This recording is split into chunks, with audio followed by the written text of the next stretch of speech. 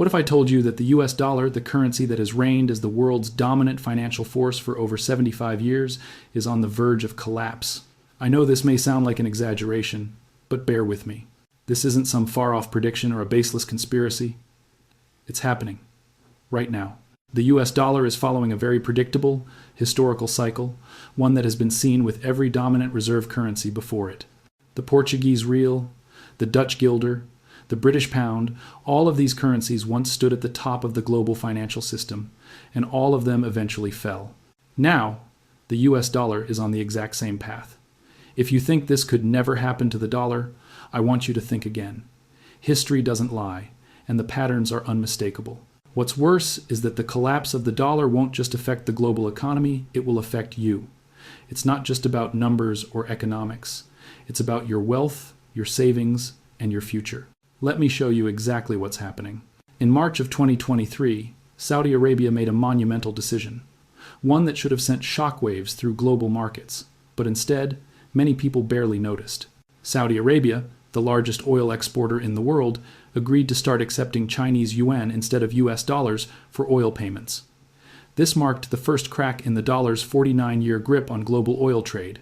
To put it bluntly, the dollar's dominance in global trade is coming to an end, and that's just the beginning.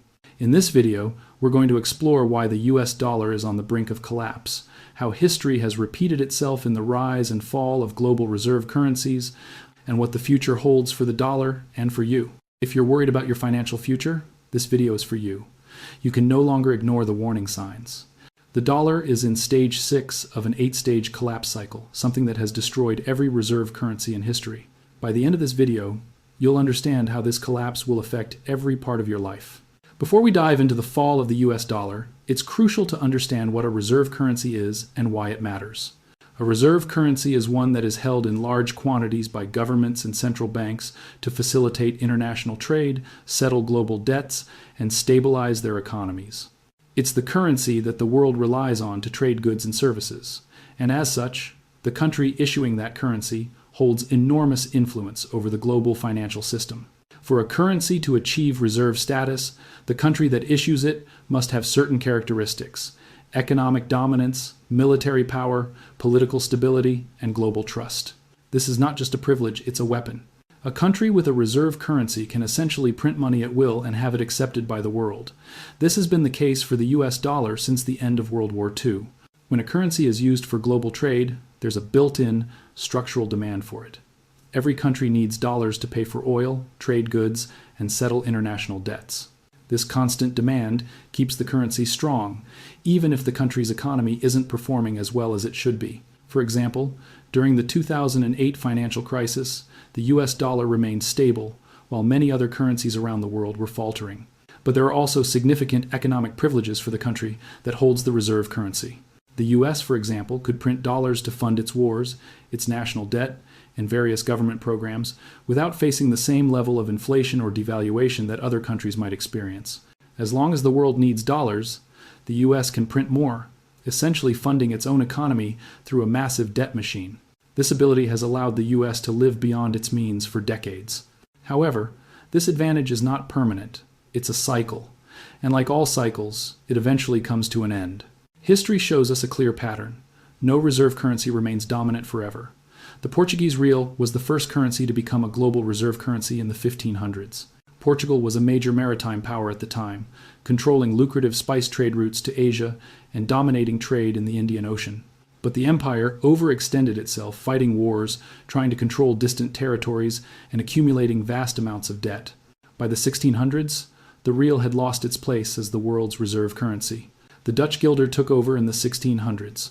The Dutch were known for their exceptional shipping and trading infrastructure, and their East India Company was the world's first multinational corporation. Amsterdam became the financial center of the world, and the guilder became the preferred currency for international trade. But, once again, the Dutch Empire overextended itself. The country fought expensive wars, and as the British Empire rose, the guilder's dominance waned. The British pound became the world's reserve currency in the 1800s, thanks to Britain's global empire and its dominance in manufacturing, trade, and naval power. The pound was backed by gold, and the British economy became the largest and most powerful in the world. But after World War I, Britain's empire began to crumble under the weight of war debts, and the British pound began to lose its status as the world's dominant currency. Then came the US dollar. After World War II, the US emerged as the world's strongest economy. The Bretton Woods Agreement of 1944 established the US dollar as the world's reserve currency, pegged to gold at $35 an ounce. The dollar replaced the British pound as the world's most trusted currency, and America's economic and military power cemented the dollar's dominance in global trade. But, just like every currency before it, the US dollar is now in the final stages of its reign. The question is, how long can this last? To understand how the US dollar reached its peak, we need to look at the post-World War II world. After the war, the United States controlled more than half of the world's wealth and had 80% of the world's gold reserves. The Bretton Woods Conference in 1944 established a new global financial system, and the US dollar became the centerpiece of this system.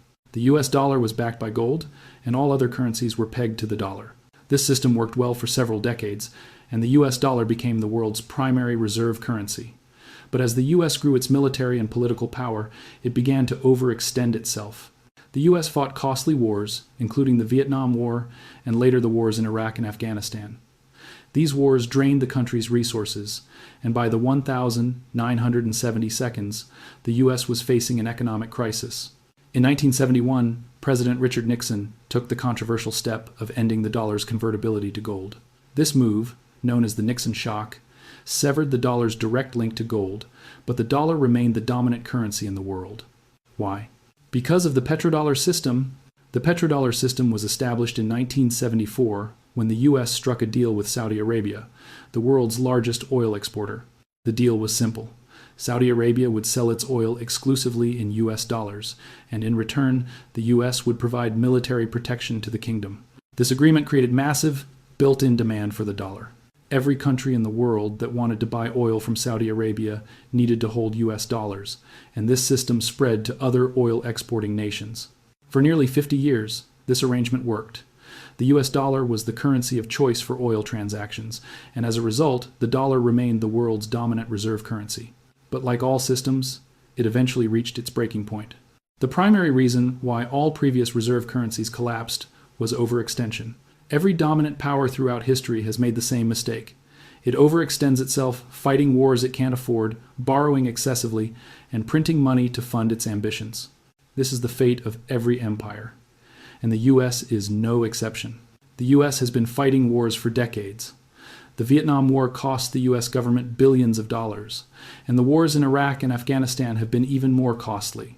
At the same time, the U.S. government has been running massive budget deficits, borrowing trillions of dollars each year to fund its military spending, social programs, and interest on the national debt. The result of this overextension is a massive national debt. As of 2024, the U.S. national debt is over $36 trillion, and interest payments on that debt are consuming a larger portion of the federal budget. This is not sustainable. At some point, the U.S. will have to face the reality that it cannot continue to borrow and print money indefinitely. As the U.S. has overextended itself, other countries have started to look for alternatives to the U.S. dollar. The U.S. has been able to maintain its dominance largely due to the petrodollar system, but cracks are starting to appear in this arrangement.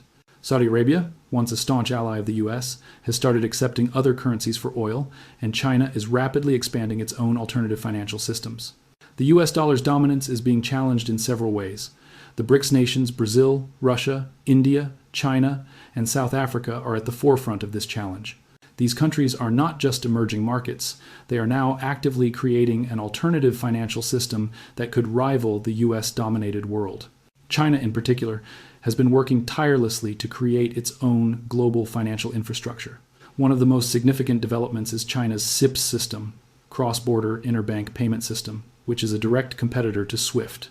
SWIFT is the international messaging network that facilitates global payments, and it has been dominated by the US. However, China's CIPS system is growing rapidly and is already being used by several countries to bypass the US-dominated financial system.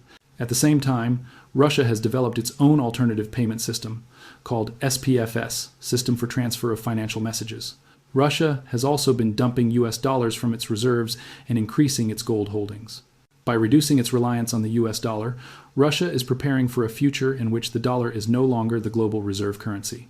And then there's the BRICS New Development Bank, which is offering loans to developing countries in currencies other than the US dollar. The BRICS nations are also in talks to create a common currency backed by gold, which could replace the US dollar as the dominant global currency. These alternatives are not meant to replace the dollar overnight, but they are steadily gaining ground. As more countries join BRICS and as China and Russia continue to expand their alternative financial systems, the dollar's dominance will continue to erode. One of the key factors accelerating the collapse of the US dollar is the weaponization of the currency. Over the past few decades, the US has increasingly used its control over the dollar to punish countries that don't align with its political interests. This is done through sanctions, asset freezes, and even the exclusion of countries from the SWIFT payment system. For example, in 2014, the US imposed sanctions on Russia after it annexed Crimea. Russia responded by reducing its dollar reserves and increasing its holdings of gold. In 2022, after the invasion of Ukraine, the US froze over $300 billion in Russian central bank reserves. These actions were meant to punish Russia, but they also sent a clear message to the rest of the world. If you don't toe the line, the US can freeze your assets and block your access to the dollar-based financial system. These actions have had a counterproductive effect. Countries around the world are starting to realize that their dollar reserves are vulnerable to seizure. This has led to a significant increase in de-dollarization, the process by which countries are reducing their reliance on the US dollar. Now, we are in the sixth stage of the dollar's decline. This stage is characterized by a significant reduction in the dollar's share of global reserves and an increasing adoption of alternative currencies. As more countries start to use other currencies for trade and reserves, the dollar's power will begin to fade. The seventh stage is crisis acceleration. This is when the collapse of the dollar will happen rapidly, triggered by a global financial crisis or a military conflict. The final stage will be replacement when a new global reserve currency emerges. We are entering a period of crisis acceleration. As the alternatives to the dollar gain traction, the system will become increasingly unstable. The US will be forced to either print more money, causing inflation, or raise interest rates dramatically, leading to a recession. Neither option is good for the US economy. So, what can you do to protect yourself in this changing financial world? The first step is diversification. Don't keep all your wealth tied up in US dollars or dollar-denominated assets. Invest in gold, real estate, and even cryptocurrencies. These are tangible assets that are less affected by the collapse of the dollar. You should also keep an eye on alternative financial systems. Look at the rise of BRICS, China's CIPS system, and the potential for a gold-backed BRICS currency. Being aware of these shifts can help you position your investments for the future. The collapse of the US dollar is not a matter of if, it's a matter of when. The dollar is in its final stages, and history is repeating itself. The question is, will you be ready? The world is changing, and the dollar's dominance is ending. It's time to prepare. If you want to stay informed about this critical shift and learn how to protect your wealth, make sure to subscribe to this channel. I'll keep you updated on every stage of the dollar's decline and provide actionable advice to help you navigate this changing financial landscape.